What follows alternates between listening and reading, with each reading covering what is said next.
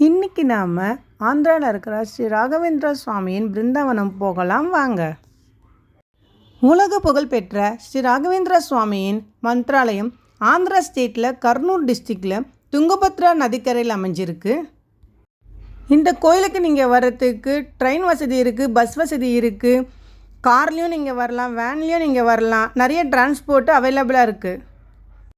இந்த வியூவை பாருங்களேன் எவ்வளோ நல்லா இருக்குதுன்னு. நாங்கள் காரில் வந்திருந்தோங்க. பார்த்திங்கன்னா இப்போ நீங்கள் பார்க்குறது துங்கபத்ரா ரிவர். இதை பார்த்தவொடனே நாங்கள் கொஞ்சம் நின்றுட்டோம் அங்கேயே பக்கத்தில். ஏன்னா அந்த இடமும் நல்லா இருந்தது, ரெண்டு பக்கமும் பச்சை பசையிலும் வயல்வெளிகள் நல்லா இருந்துச்சு, பக்கத்தில் ஜூஸ் கடைலாம் இருந்துச்சு. சரி கொஞ்சம் நேரம் நின்று, அதுவும் ஒரு அழகாக இருந்துச்சுங்க ப்ளேஸு. கொஞ்சம் நேரம் நின்று அங்கே டைம் ஸ்பெண்ட் பண்ணிட்டு தான் அப்புறம் நாங்கள் போனோம். இங்கேருந்து பக்கத்தில் தான் ஸ்ரீ ராகவேந்திரா சுவாமியோட பிருந்தாலயம் இருக்குது. நம்ம அங்கே தான் போக போகிறோம். இந்த இடம் எங்களை போகவே விடலைங்க. நீங்கள் நினைக்கலாம் ஏன் இந்த இடத்துல நீங்கள் இவ்வளோ நாள் டைம் ஸ்பெண்ட் பண்ணிங்கன்னு சொல்லிட்டு. அங்கே நிற்கும் போது தாங்க தெரியும், அந்த இடமே ரொம்ப அமைதியாக இருந்தது. ரெண்டு பக்கமும் பச்சை பச்சைன்னு வயல்வெளிகள், ரொம்ப அமைதியான சூழ்நிலை. நமக்கு தேவையான அமைதி நமக்கு இந்த ஊர்லேயே கிடச்சிடுதுங்க. அப்படி ஒரு அமைதிங்க, அவ்வளோ நல்லா இருந்துச்சு. அதனால் இங்கேருந்து கிளம்பி போகிறதுக்கு எங்களுக்கு மனசே வரல. இயற்கையோட அழகே அழகு தாங்க, அதோட மகிமையே மகிமை தாங்க.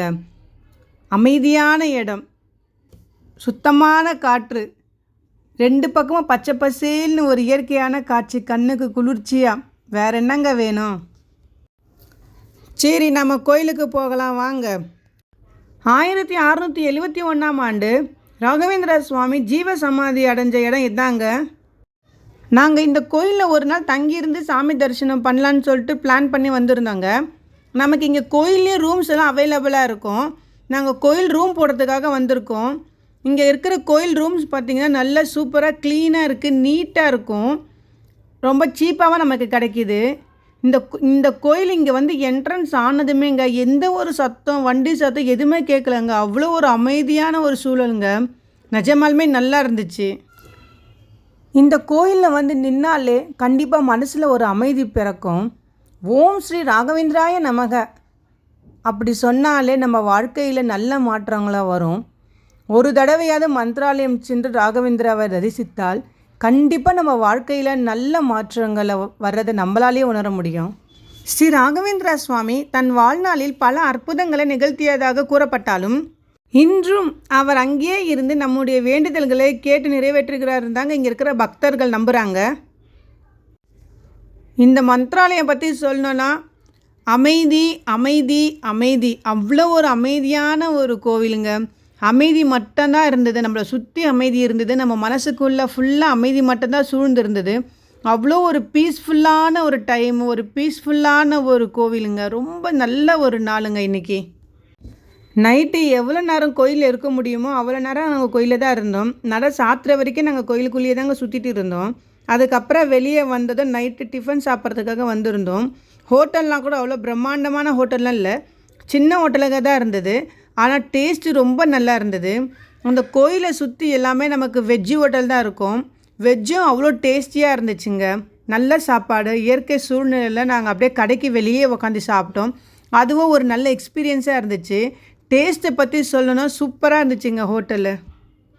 நீங்கள் பார்த்துட்டு இருக்கிறது கோயிலுக்குள்ளே எடுத்த ஃபோட்டோ. நம்மளை கோயிலுக்குள்ளே நிறைய ஃபோட்டோ எடுக்க விடலை, ஆனால் இது மட்டும் நான் கோயிலுக்குள்ளே எடுத்தேன். உங்களுக்கு வாழ்க்கையில் எந்த பிரச்சனை இருந்தாலும், எந்த கவலை இருந்தாலும் மனசில் ராகவேந்திராவை நினச்சிக்கோங்க. இந்த கோயிலுக்கு வந்தீங்கன்னா கண்டிப்பாக உங்கள் பிரச்சனைலாம் தீர்ந்துடும். கண்டிப்பாக நீங்கள் வேண்டிய வரத்தை கண்டிப்பாக இந்த ராகவேந்திரா கொடுப்பாரு. அவர் அங்கேயே தாங்க இருக்கிறாரு. அந்த நம்பிக்கையோடு வாங்க, நம்ம நினச்சதெல்லாம் நடக்கும். கண்டிப்பாக ஒரு வாட்டி ட்ரை பண்ணி நம்ம ராகவேந்திரா கோயிலுக்கு வந்து ராகவேந்திராவை தரிசனம் பண்ணிவிட்டு போங்க. எனக்கு எவ்வளோ பிரச்சனை இருந்தாலும், எவ்வளோ கஷ்டம் இருந்தாலும், நான் கண்ணை மூடிக்கிட்டு எந்த தெய்வம் என் முன்னாடி வராங்களோ கண்டிப்பாக அந்த கோயிலுக்கு போயிடுவேன். அங்கே போயிட்டு என் குறையெல்லாம் சொல்லிவிடுவேன் அந்த தெய்வத்துக்கிட்ட. அதுக்கப்புறம் பார்த்திங்கன்னா என் மனசு ரொம்ப லேஸ் ஆகிடும். அங்கேருந்து வெறும் ஒரு குட் வைப்பு மட்டும்தான் நான் கொண்டு வருவேன். அதுதான் நான் ஃபாலோ பண்ணிகிட்ருக்கேன் தன்னால். அடுத்த நாள் காலையிலையும் பார்த்திங்கன்னா நாங்கள் கோயிலுக்கு போயிருந்தோம் உள்ளே. நேற்று பார்த்திங்கன்னா ஈவினிங்கில் போயிட்டு சாமி தரிசனம் கிடச்சிது. இன்றைக்கி நாங்கள் காலையில் போகலான்னு சொல்லிட்டு கிளம்பிட்டோம். ஆனால் இன்றைக்கி நாங்கள் 2 பிளான் பண்ணியிருந்தோம். காலையில் பார்த்திங்கன்னா ராகவேந்திரா கோயிலில் போய்ட்டு தரிசனம் பண்ணணுன்றது. அதுக்கப்புறம் பக்கத்தில் இங்கே பஞ்சமுக ஆஞ்சநேயர் இருக்கார், அவரையும் போயிட்டு தரிசனம் பண்ணலான்னு சொல்லிட்டு தான் நாங்கள் பிளான் பண்ணியிருந்தோம். அதனால் காலைல கோயிலுக்குள்ளே நாங்கள் போயிட்டோம். கோவிலில் நேற்று ஈவினிங்கோட இன்றைக்கி காலைல பார்த்திங்கன்னா ரஷ்ஷு கொஞ்சம் நிறையவே இருந்தது. இருந்தாலும் நம்ம சாமியை பார்க்கறதுக்கு ரொம்பலாம் டைம் எடுக்கலை. ஒரு அரை மணி நேரத்துலேருந்து 1 மணி நேரம் தான் டைம் எடுத்தது நமக்கு. கோயிலுக்குள்ளே போனதும் ராகவேந்திர சுவாமியோட வாழ்க்கை வரலாறு ஓவியமாக இருந்தது. ராகவேந்திர சுவாமி எங்கே பிறந்தார், எங்கே வளர்ந்தார், எப்படி இங்கே வந்து ஜீவசமாதி ஆனார், எல்லா டீட்டெயில்ஸுமே அங்கே இருந்தது. குழந்தைங்கள கூட கூட்டிகிட்டு போகும்போது அதெல்லாம் சேர்ந்து படிக்கும் போது குழந்தைங்களுக்கும் அது மறக்கவே மறக்காது, அப்படியே மனசில் பதிஞ்சிரும்.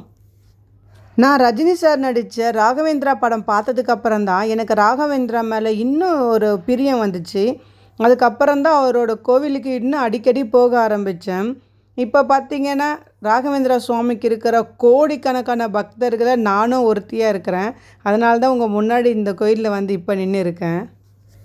ஓம் ஸ்ரீ ராகவேந்திராய நமக. அடுத்து நம்ம இந்த பஞ்சமுகி ஆஞ்சநேயர் கோயிலுக்கு வந்தோம். இது மந்த்ராலயத்துலேருந்து பக்கத்தில் தாங்க இருக்குது. மந்த்ராலயத்துலேருந்து ஒரு 10லேருந்து 20 கிலோமீட்டர் தூரத்தில் தான் இருக்குது இந்த பஞ்சமுகி ஆஞ்சநேயர் கோவில். இந்த கோவிலுக்கு வரத்துக்கு உங்களுக்கு நிறைய டிரான்ஸ்போர்ட் அவைலபிளாக இருக்குங்க. ஆட்டோ, வேனு, பஸ்ஸு எல்லாமே இருக்குது. நீங்கள் எதில் வேணால் வரலாம். ஸ்ரீ ராகவேந்திர சுவாமி இந்த கோவிலில் ஒரு 12 வருஷமாக கடும் தவம் புரிஞ்சதாக சொல்கிறாங்க. அதனால் ஆஞ்சநேயர், நரசிம்மர், கருடன், வராகர், ஹயக்ரீவன் இந்த 5 முகங்களோட ஸ்ரீ ராகவேந்திர பகவானுக்கு காட்சி கொடுத்தாரு. இந்த தரிசனத்துக்கு அப்புறம்தான் ஸ்ரீ ராகவேந்திர பகவான் மந்த்ராலயம் போயிட்டு ஜீவ சமாதி அடைஞ்சதாக சொல்கிறாங்க. இந்த கோயில் ஒரு சாதாரண கோவில் இல்லைங்க, ஒரு சக்தி நிறைந்த ஆன்மீக மையமாக இருக்குது. இந்த கோயிலில் இருக்கிற மூலவரை பார்க்கணுன்னா நம்ம குகைக்குள்ளே தான் போகணும். குகைக்குள்ளே தான் சாமி அங்கே இருக்கார். நம்ம குகை வழியாக உள்ளே போகும்போது இங்கே இருக்கிற பாறையில் பஞ்சமுக ஆஞ்சநேயர் சுயம்பு வடிவமாக நமக்கு காட்சி தராரு. இந்த கோயிலுக்கு வந்ததுக்கு அப்புறம்தான் இந்த கோயிலோட வரலாறு எனக்கு தெரிஞ்சுது. இங்கே ஆஞ்சநேயர் புரிஞ்ச அருளும் எனக்கு புரிஞ்சுது. அடுத்த வாட்டியும் நான் ராகவேந்திரா கோயிலுக்கு போகும்போது கண்டிப்பாக இந்த பஞ்சமுக ஆஞ்சநேயர் கோயில் தரிசிக்கணும்னு சொல்லிட்டு ஆசைப்பட்றேன். நாம் எல்லாருமே வாழ்க்கையில் ஒரு வாட்டியாவது இந்த பஞ்சமுக ஆஞ்சநேயர் கோயிலுக்கு வந்து ஆஞ்சநேயரை தரிசனம் பண்ணணும். அவ்வளோ அற்புதமான கோயில், சக்தி வாய்ந்த கோயிலுங்க. இந்த கோயிலில் ஹனுமன் ஜெயந்தி ரொம்ப சிறப்பாக கொண்டாடுவாங்க. பார்க்கவே ரொம்ப கொடுத்து வச்சுருக்கணுங்க.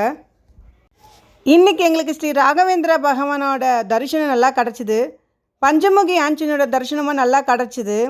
அதனால் போகிற வழியிலே நாங்கள் சாப்பிட்டுட்டு வீட்டுக்கு கிளம்பிட்டோங்க. ஸ்ரீ ராகவேந்திர பகவானோட தரிசனம் பற்றியும் பஞ்சமுகி ஆஞ்சநேயரோட தரிசனம் பற்றியும் உங்ககிட்ட ஷேர் பண்ணினதில் எனக்கு ரொம்ப சந்தோஷம். இந்த வீடியோ உங்களுக்கு பிடிச்சிருந்தால் லைக் பண்ணுங்கள், மறக்காமல் சப்ஸ்கிரைப் பண்ணுங்கள். தேங்க்யூ.